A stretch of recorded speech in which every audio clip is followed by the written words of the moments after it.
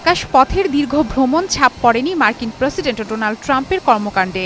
শিল্পীদের সাথে সুরের তালে নাচছেন তিনি। এক সপ্তাহের এশিয়া সফরে ট্রাম্প এখন মালয়েশিয়ায়। সকালে কুয়ালালামপুর বিমানবন্দরে ট্রাম্পকে অভ্যর্থনায় আয়োজন করা হয় মালয়েশিয়ার ঐতিহ্যবাহী নাচের। তখন শিল্পীদের সাথে নেচেছেন ৭৯ বছরের ট্রাম্পও, আর তা উপভোগ করছিলেন মালয়েশিয়ার প্রেসিডেন্ট আনোয়ার ইব্রাহিম, দিচ্ছিলেন হাততালি।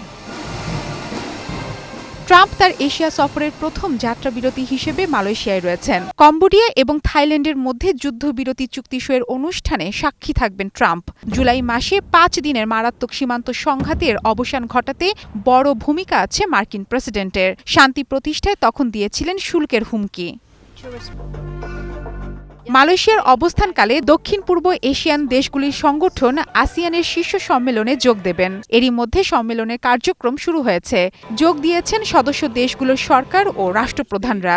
প্রথম অধিবেশনে ১১তম সদস্য হিসেবে ঘোষণা করা হয় পূর্ব তিমুরকে। মালয়েশিয়ার পর দুই মিত্র দেশ জাপান ও দক্ষিণ কোরিয়া সফর করবেন মার্কিন প্রেসিডেন্ট। প্রথমেই জাপানে গিয়ে দেশটির নবনির্বাচিত প্রধানমন্ত্রী সানায়ে তাকাইচির সাথে দেখা করবেন।